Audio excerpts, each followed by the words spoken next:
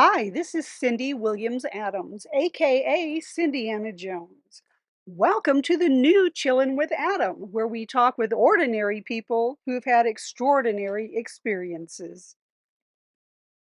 Be sure to get your copy of Adam's Gift available on Amazon.com and other retailers.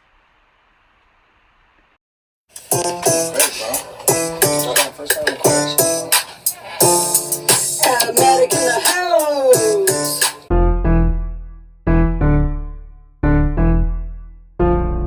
Automatic in the house. Spent a little time with the atom skull. Light began to shine where my light was dull. My vision improved, now I see with 3 eyes. We be shooting fiction right between the lies. Automatic and CJ, rapping magical replay. Word on the street. Believe me, you can see we packing too much heat. Believe me, you can see we packing too much heat.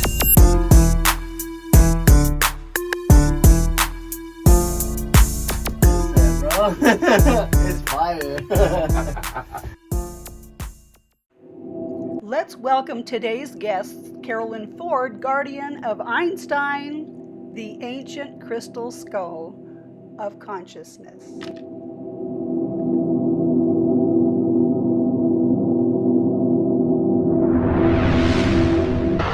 Introducing the Atom Skull, known as the Skull of Transformation, he lifts the veil of depression and purifies and harmonizes body and soul. Hello, and welcome to the new Chillin' with Adam. I'm Cindyana Jones, and this is my special guest, Carolyn Ford and the Einstein Skull, and we are here to introduce to you the Atom Skull. Please introduce yourself, Carolyn. You have such an amazing history. So you were the costume designer for Heart. Yes, we did many stage clothes for Ann and Nancy and the group over the years for almost 20 years. That's amazing. Long time. So that was a lot of fun and a great introduction into the world of rock and roll. And shortly after that, 20 years later,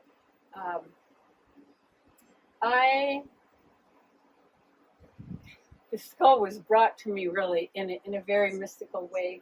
But Einstein is an ancient crystal skull. We call him Einstein, the ancient crystal skull. And he's the skull of consciousness. And the story of how he came was, it's not like I just woke up and decided I wanted a crystal skull. I didn't even know that they existed when I got Einstein. I had no idea.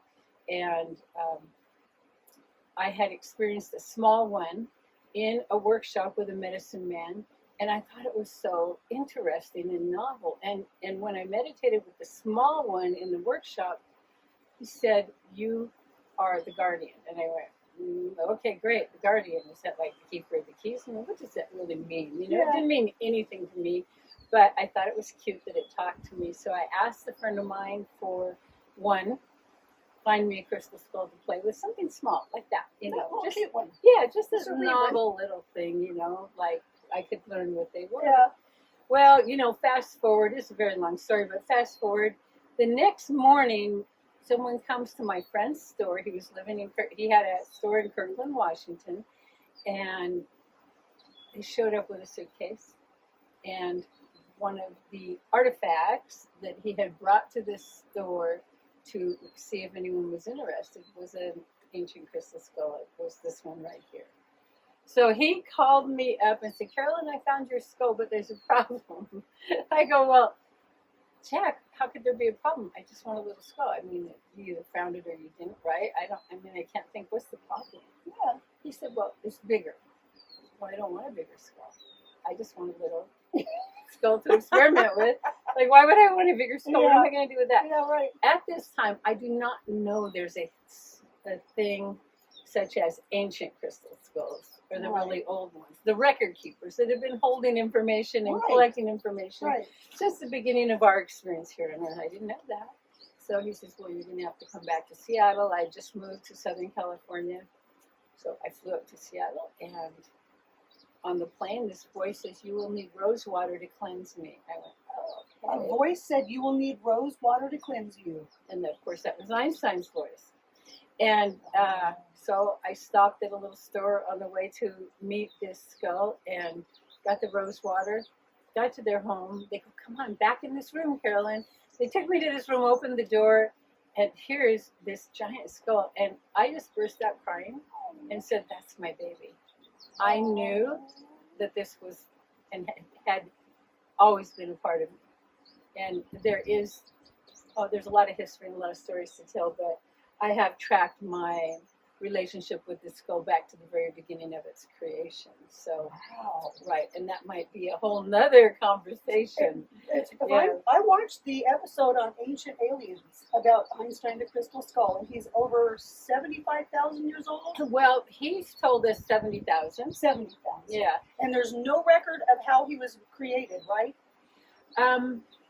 He tells us that he was brought here in liquid crystalline form. Okay. That's how they traveled with the skulls. Because you Could it couldn't. be They people from the being stars? Yeah, he the people where we come from, it was like a parallel universe. Okay. But Einstein's time had been on the Pleiades for quite some time with the Mayans, and that wasn't their original home either. But they traveled to Earth, but they had to prepare in the Pleiades for that journey. Okay. And so many began, like I used to think, oh, we're from the Pleiades, And Einstein said, no. You've, just like you live in Sedona, you're not from Sedona. And so, no, you've just spent a lot of time there, but you are from, he says, the great central sun. That makes sense. Yeah. Yeah. That would, yeah. And he's a master computer, right? He's a master computer. They hold information, and he then shares that with other crystal skulls. Right. So they can imprint on each other. So what Einstein knows, if a skull's been imprinted on him, then that skull will also knows, right? Imprinted on, well, Yeah, Einstein downloads other skulls. That's what I'm saying. He brings the information to the other skulls. So yeah.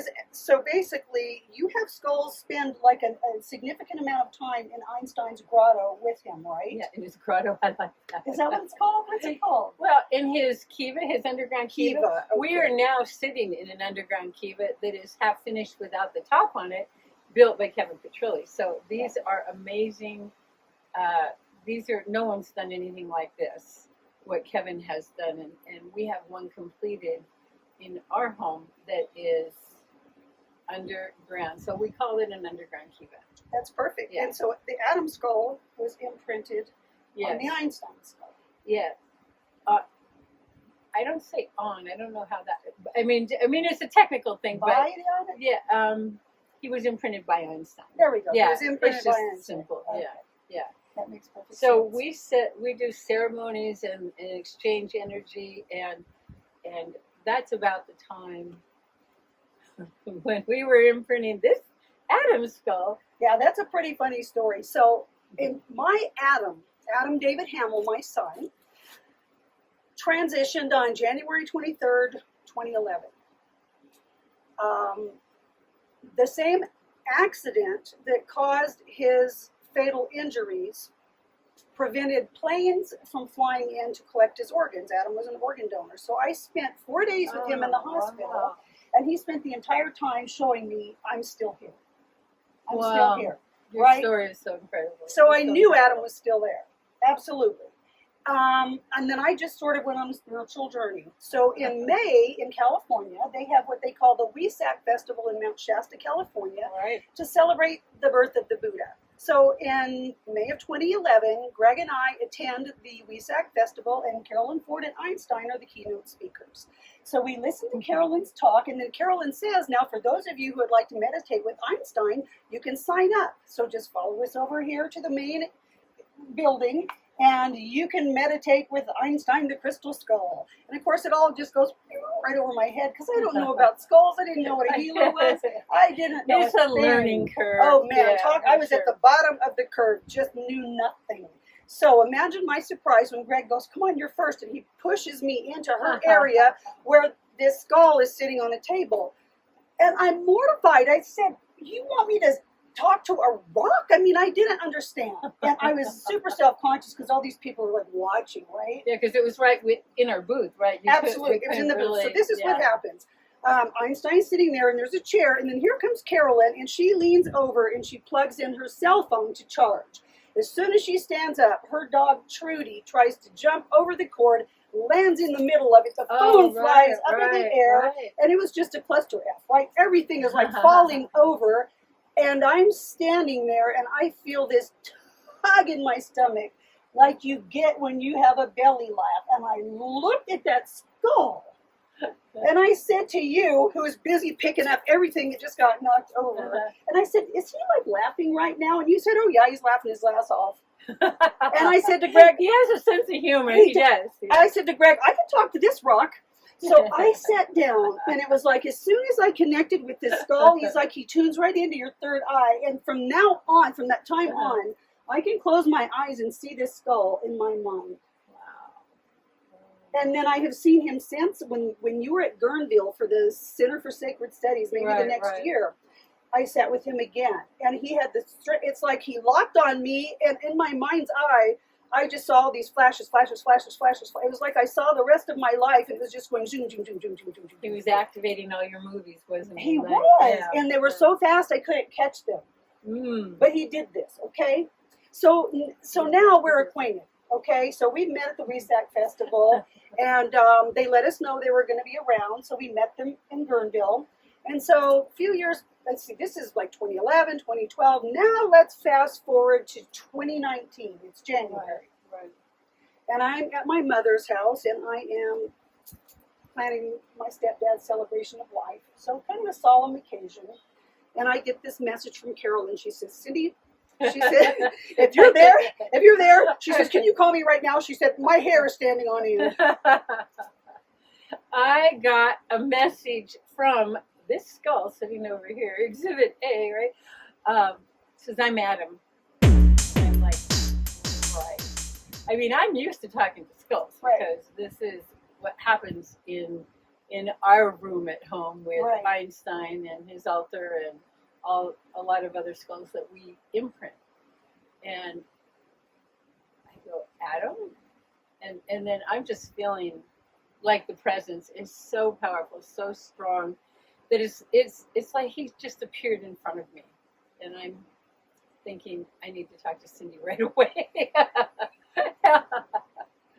Because I've got this guy in my home now. So the story goes from there, right? Yeah, so she tells me about this 25-pound skull, and and you can imagine the price tag he comes with, and of course, I am mortified because there's no way I can afford this skull. And then the first thing I do is go into grief because, oh my God, somebody else is going to buy my skull because I can't afford it, right? So then I'm frustrated. I'm like, what happened here? And you basically, Carolyn says, well, your son has programmed this skull for what he says is the manual for life. And then he shows up in a barrel of skulls at my house, and he wants me to let you know that, he's done this. And then I'm like trying to get my head around this, and then I say to Carolyn, wait a second, now I've got a 3-pound golden citrine skull. She's the next day. Didn't you call me back the next day? I think so, and because I thought about it. And I'm like, why did he not just program this Adam skull I already have? And then this is how I knew it was my Adam. What did he say to you? But let me just say this first. What I told you, you go, why wouldn't he choose a more reasonable skull? Yeah. I said, well, at the spirit level, they're not thinking in a monetary way, Right. They're not connected to that at all. So when she said this, why can't he just use this smaller skull? Like, why does he have to choose such a big skull? And immediately out of my mouth, before I could edit those words, was, I ain't no secondhand Adam. Ain't no hand-me-down Adam. Yeah, oh no, hand-me-down Adam. He said, right. ain't no I said it hand-me-down wrong, Adam. yes. Okay. Ain't no hand-me-down Adam. And we roared. We could not stop laughing. Now for me, why? Because that is exactly what Adam would say. Ain't no hand-me-down Adam. Yeah, with the head bob and the whole. Yeah, ain't no hand-me-down Adam. So then he tells me, I'm thinking about this, and then he prompts me to write the sentence in capital letters, ain't no hand-me-down Adam. Then all of a sudden, the letters start moving around, and they switch places. And then all the letters find a new place, and it says, Atom in the now and DNA. That's Two amazing. letters were left, and That's O and an amazing. M. Spiritual, drop the mic. That is my kid. This is what he does. Bravo. So I'm just like totally freaked out. And then I had just had this most amazing experience where I decoded a dream I had about Harrison Ford. I kept trying to figure out, what does this dream mean? And then I said to myself, what do I think of when I think of Harrison Ford? And I said, Indiana Jones. So then I hear myself say, Cindyana Jones. And then I went, wait a second, no, I'm Cindy. You're Cindy. And I was literally supposed to be born in Chicago, but at the last minute, Dad was sent to a new job. And I ended up being born in Indiana. So Cindyana. Now, Jones, where does that come from? Okay, let's look at Ancestry.com. On Mom's side, second great-grandfather is David Jones. On Dad's side, eighth great-grandfather is David Jones. He's in Wales. Seventh great-grandfather, John Jones. Sixth great-grandmother, Rose Jones. And from then on down, it's Williams's. And my maiden name is Williams. So Cindyana Jones is like my soul name. It is what I came in here to do. So what do? Well, I put together seemingly random pieces of information. It's like putting together a cosmic puzzle, but I don't know what the picture on the box looks like, right? It's like life has become an adventure with this skull. So what does he do? This is the skull of transformation. Nice. A smoky quartz skull. What it does is it lifts the veil of depression, and it harmonizes your spirit and soul emotionally, and brings emotional calm, and then it provides protection. It cleanses negative energy in your body, in your field. That's beautiful. Yeah. And so basically what this skull can do for those of us who are focusing our thoughts and our words and our energy and our behavior on consciously evolving as a human being, this skull supports that. And he basically attracts life lessons, has attracted life lessons to me to aid in that process. And then earlier this year, I became a QHHT practitioner. It was amazing. I love this work. So now I have a client under hypnosis, and we go to Atlantis, and he says that he and I and my husband Greg and my son Adam were siblings in Atlantis. And I said, really? What did you do? And my client says I was a scientist. And I said, really? What did I do? And he said, you were a cellular biologist. And I said, and Greg? He says, Greg was an educator. And I said, what about Adam? And then he says, first of all, he says, what I'm getting is a really strong feeling of love in my heart. And he says, Adam was a cherished brother. And I said, what did he do? He said, Adam was a keeper of knowledge. How was the knowledge kept in Atlantis? In the crystals. When they knew it was sinking, so perfect. The keepers of knowledge programmed the lost knowledge of Atlantis into crystals, and they hid it in Egypt, in Giza, and they hid the rest of it in Arkansas, in the crystals. That's so amazing. So this month in May, that you have uncovered all this. That's what I'm saying. It just comes piece by piece. It's amazing to even It be really able to is. articulate all of those levels. That's very advanced. Very advanced. Very good work. So this Mother's Day, Yes. it was magical. 4 o'clock in the morning, Adam wakes me up and he tells me, well, see, I know that I should have been born in Chicago, and I've always been curious about why I wasn't. All my family was in Chicago. I was conceived in Chicago. 6 weeks after I was born, we moved back to Chicago. So why was I not born there? So 4 o'clock in the morning, this Mother's Day, Adam wakes me up and he says, I want you to run your natal chart as though you were born in Chicago. Oh. So I did, and then I put it next to my real natal chart. And what happened was, I was born in Jeffersonville, Indiana, on July 24th, 1957, 200 and some odd minutes after a nuclear test was fired in New Mexico. Oh, you were? Yes. And I said, what does that have to do with it? And Adam says, it has to do with the energy, Mom. So if you look at my natal chart, I have 7 out of 10 planets in fire signs. I have 6 planets in Leo, including all of the personal planets, and the sun. And then I have one planet in Sagittarius. I have 2 in air signs and 1 in an earth sign. No water in my chart. My chart's on fire. So what's the difference? You are fire. You are fire. You are. What's the difference? Okay, this is what I learned. Now, here's a piece that's huge. Why were we in Chicago? Because my grandfather, my mom's dad, was an evangelist. He was a baptize them in the river tent evangelist. They had their own Brother Love's Traveling Salvation show. My grandfather, my aunts and uncles, all of the children were in a band, and they traveled all across the South, and they got as far as Chicago, which is where they were at the time I was conceived, right? So if I had been born in Chicago, my son would have been in the 10th house of tradition and institutions. So I would have had the same mindset as Grandma and Grandpa and Mama and Aunt Lois and Uncle Jimmy and Uncle David and Aunt Ruth and Uncle Nathan, Uncle Danny. My whole family, they're in the Bible Belt, and they all are still that way. Now, me, I'm freak. So this is what happened. Self-proclaimed, yeah.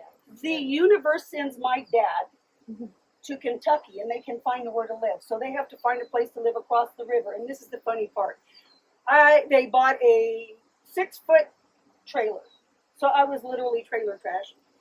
We lived in this trailer. My mom goes into labor, and I'm born in Jeffersonville, Indiana, with my son at 1 degree in the 11th house of the collective, the future. I'm getting goosies, and the 11th house is the only house in which you can start a revolution, and that's what we're doing. And meet the woman who we are. I mean, here's the revolution. There is no such thing as death. There just isn't. Nothing dies. Nothing dies. It simply changes forms. Energy can neither be created nor destroyed. There you go. There you go. So, we're here to tell you that that's just the truth of it. And how did this happen for me? Well, when my son Adam left his body, and his body was still with me, his body was inanimate in the bed, but my son was communicating with me outside of that body. So that became very clear. Very clear. Clear that Very this clear. is not the only vehicle for life. No, he kept saying, I'm still here, but I had to figure out where his here was. And this is what I learned. He says, Mom, you are here in space-time, where if you want to have an experience, you have to move about the world, right? And he said, in space-time, I was Adam, A-D-A-M. He said, now I am in time-space, where I am Adam, A-T-O-M. He said, in time-space, we're everywhere and everything. We don't have to go anywhere to know anything. We just put our attention on it, and that's where we are. We are omnipresent. Yes. That's right. Yes. So I'm in time-space, space-time, and he's in time-space. So that was the deal. And the day that he donated his organs, the nurse asked me, are you ready for this? Because it had been 4 days. And I said, I told her, I really think Adam's where he wants to be. And my sister had been asking me if I wanted a message from her psychic friend. And I said, yeah, go ahead and ask her. She's got a message. Right. So I tell her that I really think that he's where he wants to be. And now I'm at the head of his bed. And in comes a transplant team. And it is Wednesday, January 26th, the only day of the year there's 2 birthdays in my family. Grandpa Jim and my niece Lauren. So Grandpa's at the table blowing out his candles, right? And he's celebrating his birthday at home, and my son's at the hospital donating his organs. So the glass walls roll back of his hospital room, and the transplant team looks at me. I've been at the head of his bed for 4 days. And this is the time for this mother made of granite to crumble and just go cry and let them take my child. Right. I said, Adam, I promised him, I said, I will not cry. Mm-hmm. I will deliver you into the arms of the angels. And I hit that emergency brake and pushed that bed. And I started pushing the same way I did 28 years earlier when he was born at 3:25 a.m. on March 30th, 1983. Whoa. I pushed his bed through the critical care unit, out the doors to the surgical doors of no return. You were the one who delivered. So. And when those doors opened, the transplant team looks at me, and I continue pushing. I pushed That's his, a mother on a mission. They're not I messing pushed with him you. to the doors where Wow. he Wow. gave the last bit of his life. He donated his liver to a woman. He told me this. He said, Mom, my liver, an organ that was once inside you, went to a mother in Indiana who was dying. And he said, my liver was the answer to her children's prayers. How beautiful. How you weave everything. This cosmic story of life is amazing. His lungs went to a man, 72 years old, in Arizona. Wow. And Michael, the transplant coordinator, was sharing with me how sometimes that a recipient will end up getting something of the donor. And I said, gee, I wonder if that old guy ever wants to fire up a blunt. Because Adam's lungs were sure used to it. Right? And then his pancreas went to a woman with diabetes and who will never have to have anything amputated again. His kidneys went to 2 different individuals who were on kidney dialysis. So That's amazing. he saved 2 lives, the woman who received his liver, the man who received his lungs. I got a letter from the man's family, and they cherished the years they got to spend with him. They had him 6 more years. And she said their whole family became organ donors. Oh, that's amazing. That is. So he saved 2 lives and greatly improved the lives of 3 others. His legacy just continues. It does. You know, And, he's been communicating you know, with people over the world. Your brilliance in keeping him alive at another level. Well, we know he's still alive no matter course, what, but yeah. you bring him so much more life and to life again with your stories. Excuse me, and your awareness. That's Well, so insane. here's the funny thing. He was conceived on the 4th of July, 1982, and he's always had that firecracker energy. There's a star named after him in the constellation Cepheus, which means the king. This constellation has had more supernovas than any other constellation ever. That's great. It's incredible. Did you know that before or after he had No. a star? No, I found out probably years after. See, Wow. people at work Yeah. basically bought this star for him, but my friend Joe, a colleague, he said, do you have a star that maybe has at a location that has to do with, let's say, 03 March 30 March 30th 83? Well, as a matter of fact, star number 0330083 is Adam's star. His star location God. is his birthday. That's his birthday. Yes. It's such a great story. It just gets better and better. And I think you're just at the tip of the iceberg with where you're going here. Well, here's I mean- the funny thing. Adam won't tell me where I'm going because he knows I won't cooperate. Right, it's the tip of the iceberg. Yeah. And that's what he's just showing me right now. He just says, she has no clue. And we're not about to try to figure it out either. By the way, but the way you have a pattern, you have a formula of how you unfold, you weave the numbers, you weave the sacred geometry. Everything is such an amazing awareness on your part, just to compliment you on that. And you're going to continue to weave, like, what was I trying to give you a name? The Cosmic Weaver or something. You were saying I was a cosmic weaver. And it's a book, and it's more, and it's part 1, and it's part 2. And when I sat down, I hadn't seen the Adam skull for a while. When I sat down, he was just fresh and present right there. He's changed. He's more illuminated than when he left our hands, after getting imprinted with Einstein. Yeah. Very, very special. Very So- great to see him again, yeah. And he's here to speak. I mean, he has a strong jawline. He has this clarity in the jawline, and it always seemed like it was the clarity to speak. We see that and recognize that in the skull. So anyway, what can he do for you? He is the skull of transformation. Right? You can spend time with him in person. You can spend time with him in your third eye. Basically, what he will do is he will support you in your transformation. He will help you lift the veil of depression, find peace and calm in your spirit and soul, cleanse the negative energy out of your body, out of your aura, and support a quantum leap. This skull is all about frequency 500, which is the Christ consciousness. It's a frequency. So, like I'm hearing right now, if I can just add this, he says, well, let the revolution begin. And because he creates the revolution within you, right? That's exactly right. Which is the sum of all those things you just said, in a way. So here's another piece of the puzzle.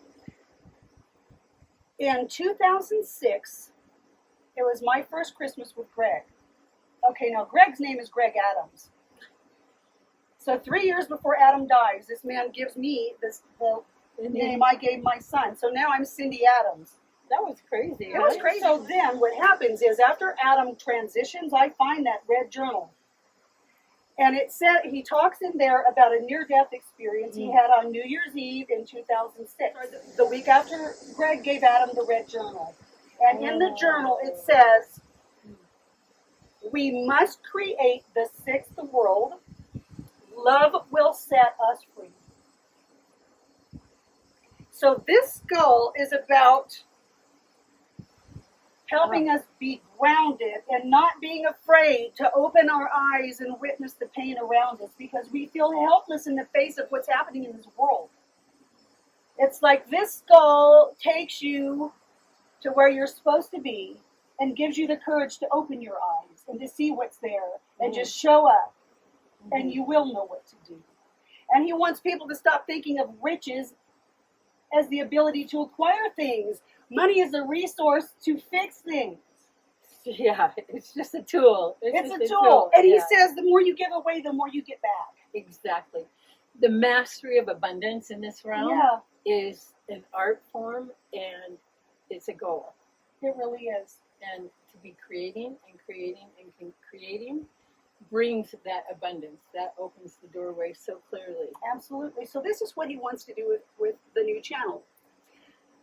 He wants us to talk with people who were lost at one time and literally had to create the programs that they so desperately needed when they were ready to begin a spiritual path. There was no teacher there, right?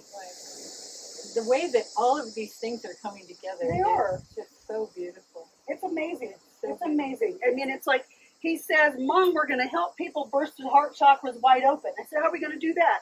He's like, smiling. He's like, I'm going to be sending you to places, and you're going to be like showing them what's out there and how they can help. I said, like, we go on adventures? He's like, yeah. I said, where are we going? He goes, we're not going to tell anybody till we go there and do it. Then we'll tell them where we were. Yeah, that's it. I don't know where we're going and what we're going to do. But we're going to talk to authors. We're going to talk to people that develop programs. And we're going to talk to people just like me.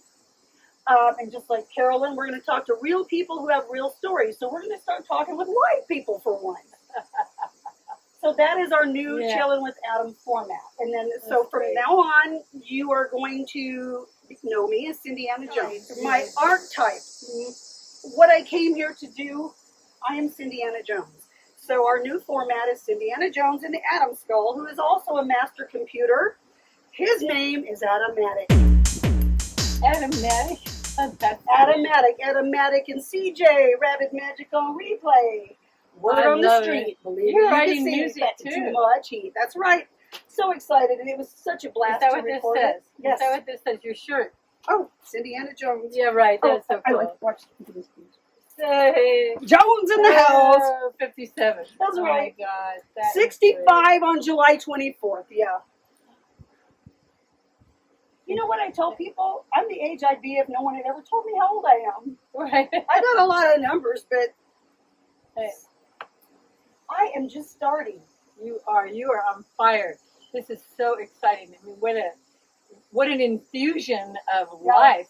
You know, sitting in the presence of these crystal skulls that are frozen life. Frozen liquid information, the knowledge of the ages. That's what they say. It's amazing. Yeah. So Adam told me in January, actually through Greg under hypnosis. Oh, wow. He says, it's time for the world to meet the Adam Skull. And I said, okay. I didn't have a clue what that would look like, but keep in mind that was January, and it's June 4th today. So he just lets me know little by little, that I will stick my toe in the water. It's like, he'll never just shove me in because he's like, oh, I'm not going to do it.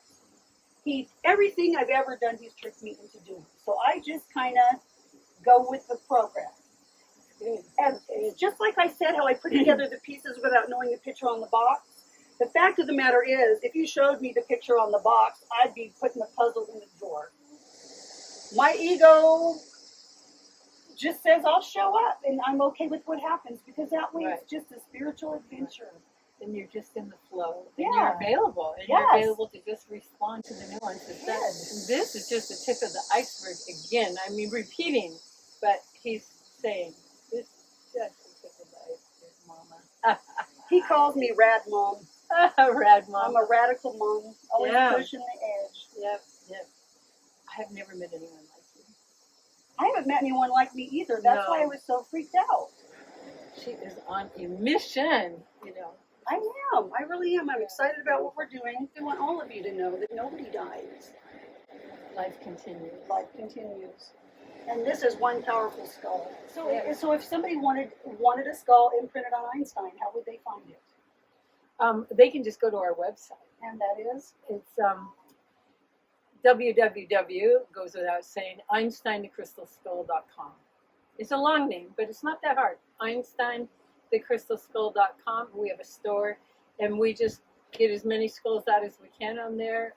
They go fast, and there's new ones coming out daily. And they're all the way from little bitty ones to big giant ones. Right, we have huge ones. Don't let that scare you, because there's also small ones, you know, pocket-sized ones. Yeah. We try to keep a variety, and it's our joy. It's our mission. They have their own incredible story. And if you get a chance, go to Gaia TV, and watch the episode on ancient aliens about Einstein the Crystal Skull. Thank you, Cindy. And thank you. And thank all of you for watching. We hope you've enjoyed this episode. And I'm delighted now that you all know about the Atom Skull and what he can do for you, for your own transformation. So we be rocking with the Atomatic. That's right. This is the beginning. So Cindyana Jones, Atomatic, Carolyn Ford, and Einstein, over and out. Thank you. See you next time.